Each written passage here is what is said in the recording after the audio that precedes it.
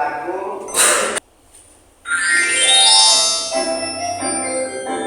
Dari Sabang sampai Merauke.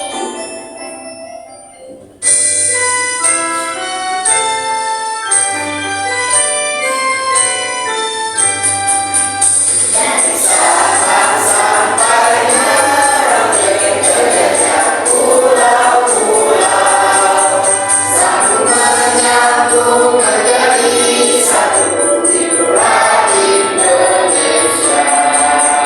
Indonesia tanah airku, aku berjanji padamu, menjunjung tanah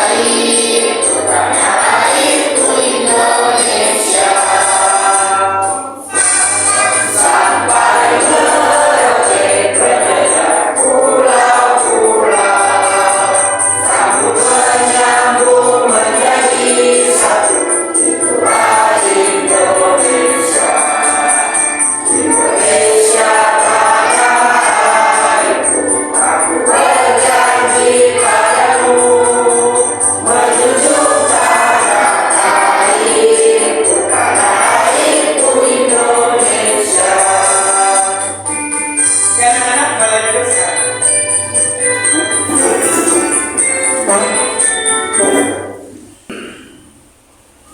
Tadi kan kita sudah menyanyikan lagu, apa tadi judul lagunya? Dari Sabang sampai Merauke itu memiliki bentang alam yang berbeda-beda. Ada yang dataran tinggi, dataran rendah, pantai, laut, ada yang bentuknya pegunungan, perbukitan, dan macam-macam lainnya. Nah, di antara kalian ini, siapa yang pernah pergi ke tempat seperti pegunungan atau perbukitan? Coba angkat tangan yang pernah. Ada Mumtaz, rame ya? Nah, saat kalian ke daerah yang tempatnya tinggi seperti pegunungan atau perbukitan, hawanya seperti apa sih? Dingin.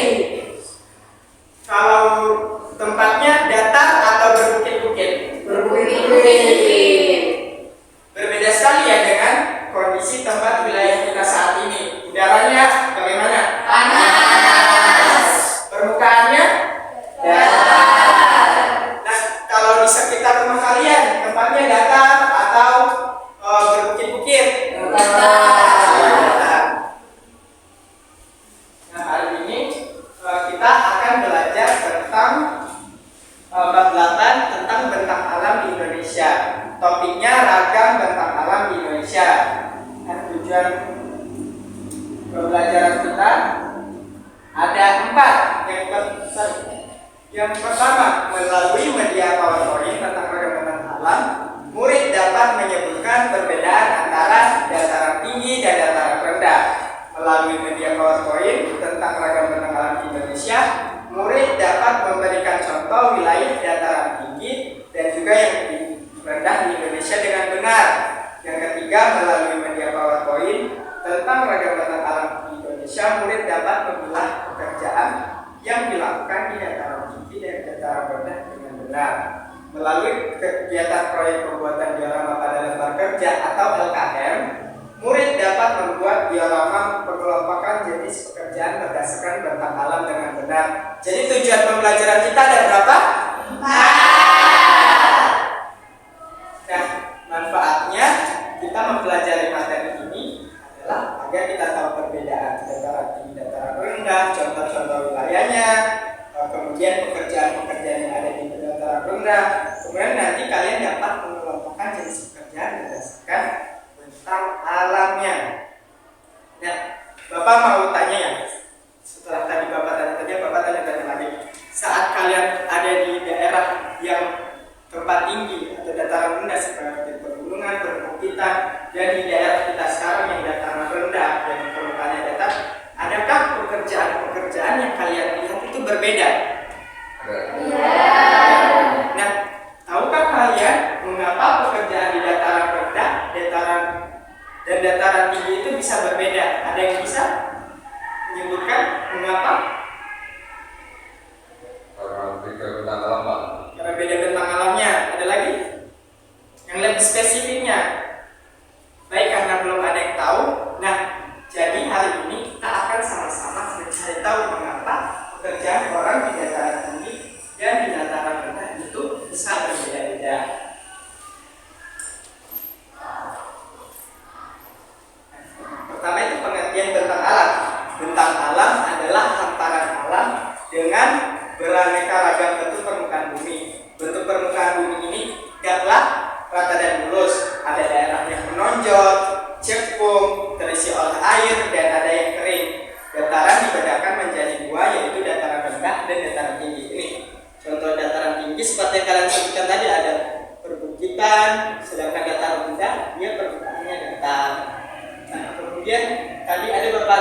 disebutkan daerah menonjol. Nah itu contohnya tadi perbukitan. Cekung itu misalnya lembah terisi oleh air. Contohnya apa? Danau. Ada lagi? Pantai, rawa. Benar sekali. Dan ada yang kering. Apa contohnya tentang alam yang kering? Apa? Gurun. Ya, gurun sabana bisa. Nah, dataran dibedakan menjadi dua, dataran rendah dan dataran tinggi. Nah, kondisi alam dataran rendah. Yang pertama itu dataran rendah itu terletak di ketinggian 0 sampai 200 meter di atas permukaan laut. Kemudian tadi permukaannya bagaimana? Datar. Sehingga karena dia permukaannya datar, kita mudah untuk membangun rumah, industri, pemukiman dan sebagainya. Kemudian suhu udaranya tadi bagaimana? Panas. Karena dia dekat laut dan pantai. Kemudian, nah karena dataran rendah itu cocok untuk kegiatan ekonomi sehingga banyak kita membangun di dataran rendah itu kayak mall, pasar, kemudian minimarket, supermarket, ya betul, pabrik. Nah, kemudian dataran tinggi. Nah, dataran tinggi itu di atas 500 meter. Kalau tadi dataran rendah di 0 sampai 200 meter. Kemudian permukaannya bergelombang atau berbukit karena banyak lereng dan lembah. Kemudian tanahnya itu mengandung banyak abu vulkanik sehingga dia itu subur untuk tanaman tertentu. Nah, karena kondisinya seperti itu, kegiatannya itu cocok untuk perkebunan teh, kopi, sayuran, buah-buahan, peternakan serta pariwisata alam. Nah, sampai di sini ada yang mau ditanyakan terlebih dahulu? Atau Bapak yang tanya kembali? Nah, tadi kan dataran rendah 0 sampai 200 meter. Dataran tinggi 500 di atas 500 meter. Kalau di antara 200 sampai 500 itu disebut apa? Ada yang tahu? Apa? Kita sepertinya mau menjawab. Ya, betul sekali. Tepuk tangan untuk kita. Nah, kemudian tadi ada contoh dataran rendah itu seperti ini. Ini seperti wilayah kita sekarang. Ya, seperti yang kalian sebutkan tadi benar ya, dia permukaannya itu datar. Nah, kalau dataran tinggi, contohnya itu ada dataran tinggi Dieng. Siapa yang pernah ke dataran tinggi Dieng? Coba angkat tangannya. Hanya 2 orang? Udah pernah ke dataran tinggi Dieng? Pernah tinggi. Apakah di sana betulan dingin? Dingin. Kemudian ada dataran tinggi Karo, dia di Sumatera. Dataran tinggi Gayo di Sumatera dan dataran tinggi Toraja itu ada di Sulawesi. Nah, kemudian tadi ini yang menjadi pertanyaan Bapak, kenapa bisa berbeda pekerjaan di dataran tinggi dan dataran rendah? Pertama tadi iklim dan suhu udara. Nah, karena iklim dan suhu udaranya berbeda, maka hasil pertanian dan jenis tumbuhan yang bisa tumbuh itu berbeda. Karena ada beberapa tumbuhan dia lebih cocok hidup di daerah yang iklimnya dingin dan ada yang iklimnya panas atau hangat.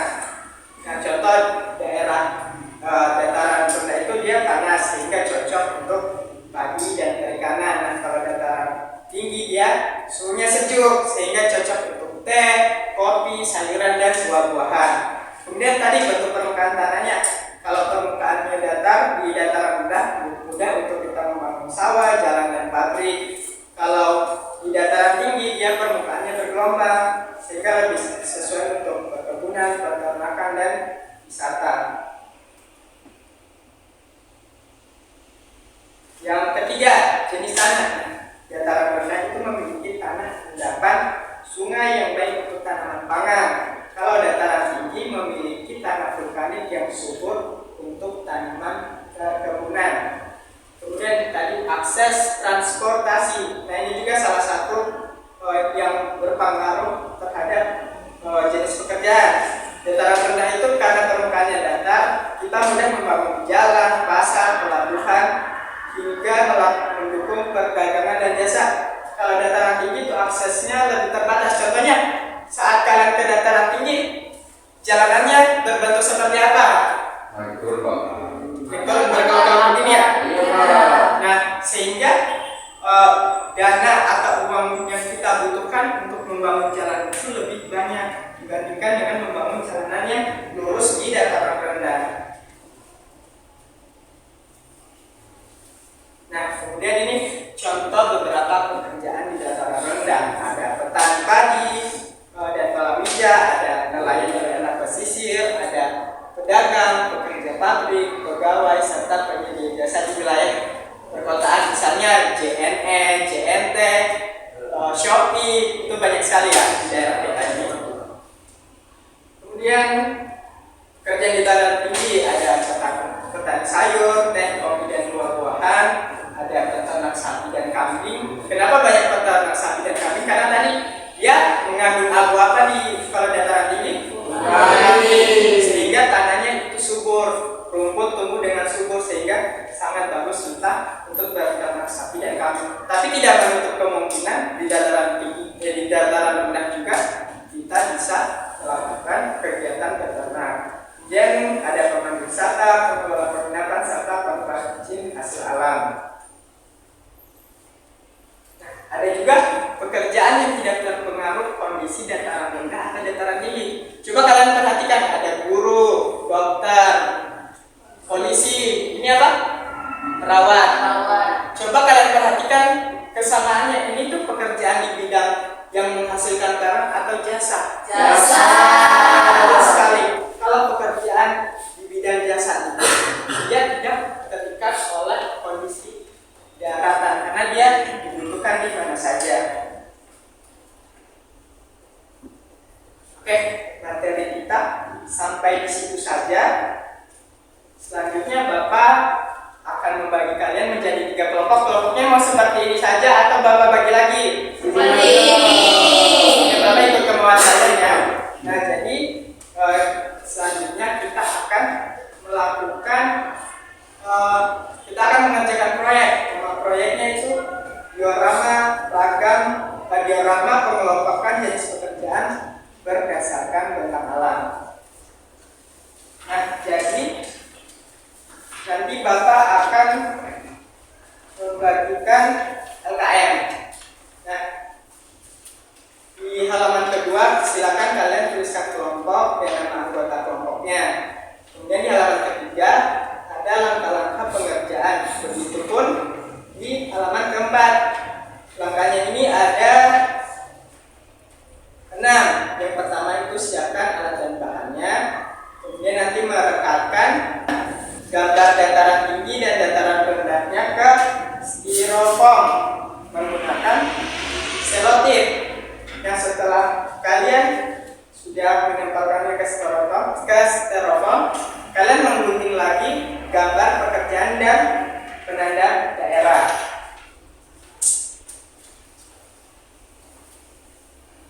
Nah, setelah itu kalian rekatkan gambar pekerjaan sama tanda daerah tadi ke LIDI. Nanti Bapak siapkan. Setelah kalian sudah melakukan itu, nanti kalian tinggal tancapkan saja ke styrofoamnya. Terakhir, perwakilan kelompok akan presentasi. Bisa dimengerti? Bisa. Baik, Bapak bagikan sekarang ya.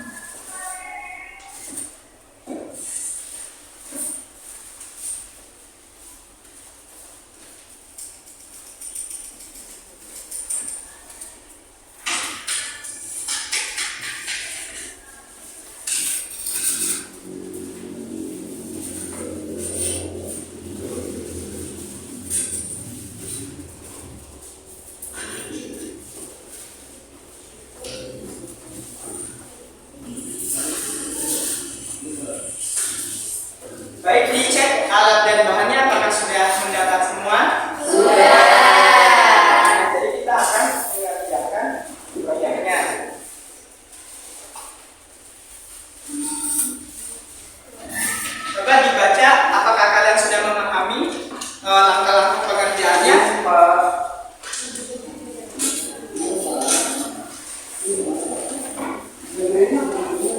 ya ikuti terus nanti ditambahkan sekelompok menggunakan seperti ya ikuti nanti tentukan ke menggunakan seperti nanti waktu pengerjaannya 20 menit apakah cukup? Ya kelompok 1 ya ya sesuai dengan datarannya jadi sebagian dan datarannya. Nah kira-kira kalau penambang itu di dataran tinggi atau dataran rendah? Ini pekerja kantoran. Kelompok 1 sudah selesai. Kelompok 1 sudah? Kelompok 2? Kelompok 3? Baik, sekarang waktunya presentasi. Apakah ada yang mau mengajukan diri dari kelompok mana? Kelompok 3. Satu atau dua? Perwakilan kelompok 1 dan kelompok 2 sweet. Pakai batu gunting kertas, silakan. Nisa sama Reza Falafi. Kelompok 3 juga mau? Oke, kita gambaran saja.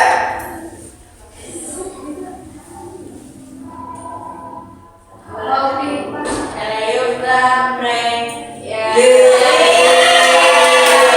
2 dan 3 silakan sweet.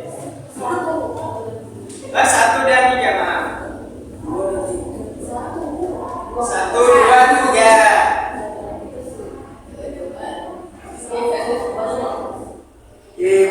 Siapa yang menang? Kelompok 3. Berarti urutannya kelompok 2, 3, 1. Kelompok perwakilannya saja yang maju ya. Boleh membawa keduanya atau salah satu saja. Berdua juga boleh. Oh ya silakan berdua saja tiap kelompok perwakilan. Kelompok 2 silakan maju. Iya berdua.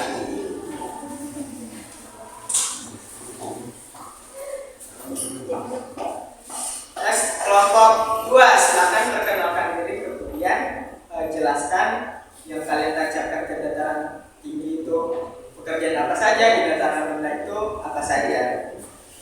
Baik, perkenalkan nama saya Vin dari kelompok 2. Teman saya. Jadi di sini di dataran rendah itu terdapat beberapa kegiatan. Kegiatan yang pertama ada orang kantoran. Yang kedua ini. Baik, dari kelompok 2 boleh bergeser ke sana terlebih dahulu. Oke, sekarang kelompok 3 silakan maju perwakilannya.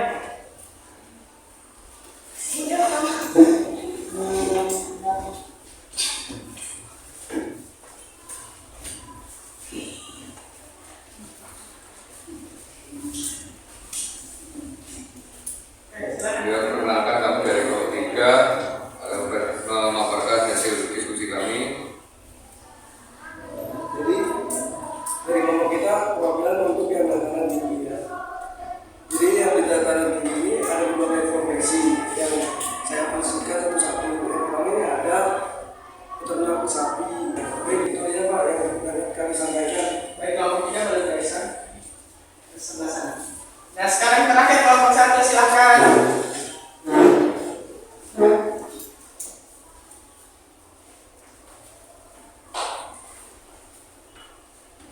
Baik, di sini kami dari kelompok 1 mempresentasikan hasil diskusi kelompok kami. Di sini yang dataran tinggi pekerjaannya ada tukang kayu. Untuk yang tidak maju, apakah kalian ingin memberi pertanyaan kepada teman-teman kalian yang maju antar kelompok? Ada? Atau mungkin apresiasi juga boleh, saran juga boleh, atau apapun. Ada? Sudah bagus Pak. Semuanya sudah bagus. Ada yang belum selesai tidak? Nah, jadi untuk pertemuan-pertemuan selanjutnya, manajemen waktunya Apa kata lain manajemen waktu? Pengelolaan waktunya lebih diperhatikan lagi. Nah, dari pengerjaan teman-teman kali sudah betul semua ya. Misalnya di dalam ada pekerja kantoran, mekanik, ada tukang kayu. Kemudian di dataran tinggi ada peternak sapi, ada PNS, ada petani teh. Ya, ini juga sudah benar. Kita apresiasi temannya, kita kasih tepuk jis. Dikasih apa? Dikasih jos, kasih jis, jos jis. Baik, silakan duduk.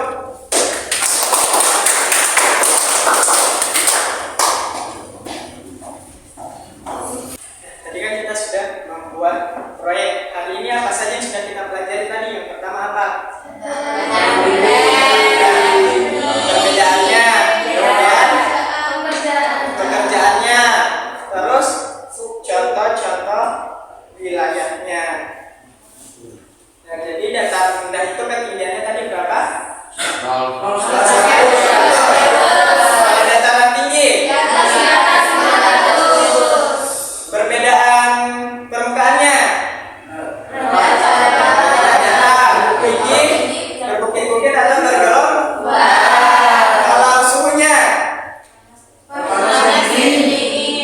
kalau rendah, kalau tinggi, kemudian pekerjaan di dataran tinggi apa saja?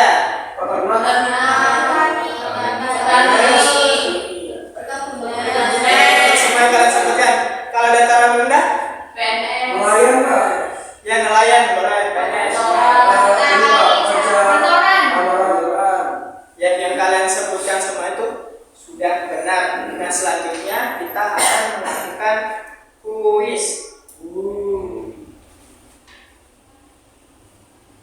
Baik, karena kuisnya tidak bisa, kita akan melakukan kuis secara manual saja.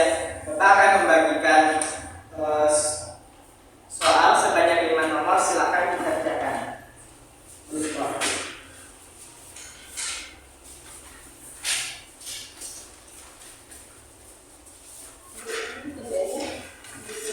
Ya, dikerjakan sendiri-sendiri. Karena ini bentuknya 5 pilihan ganda, kalian bisa langsung melingkari atau memberi tanda X pada jawaban yang kalian anggap benar.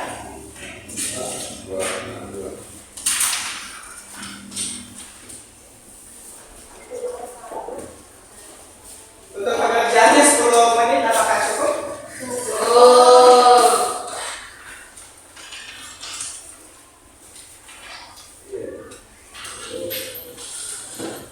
Apakah ada soal yang susah dipahami atau ada yang masih bingung cara mengerjakannya?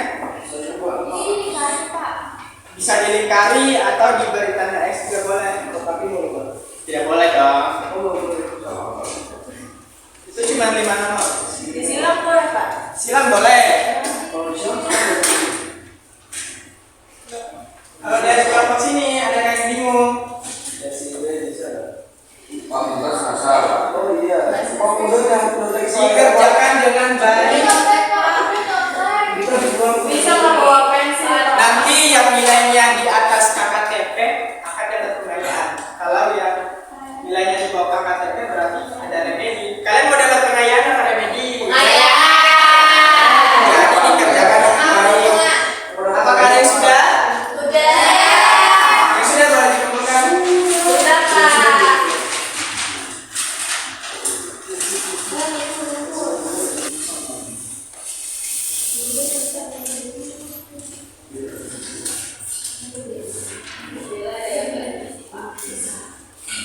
Nah, sekarang kalian tuliskan di selembar kertas apa yang kalian suka atau tidak suka dari pembelajaran hari ini. Boleh tiap kelompok diwakili satu saja. Oh iya,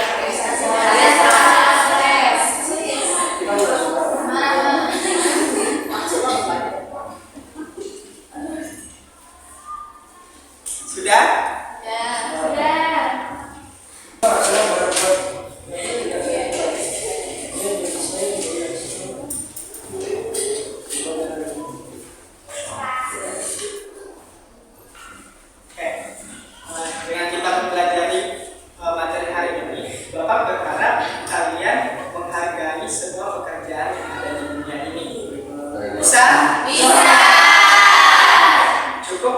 pembelajaran kita hari ini. Setelah ini kalian silakan buka topik B untuk di pertemuan selanjutnya kalian pelajari di rumah. Boleh kalian tanya ke kakak, ke Google, ke saudara atau siapapun itu yang kalian rasa punya pengetahuan. Baik, tadi yang memimpin doa pembuka tadi siapa? Nanti selanjutnya giliran Reza. Reza, ayo pimpin teman-temannya.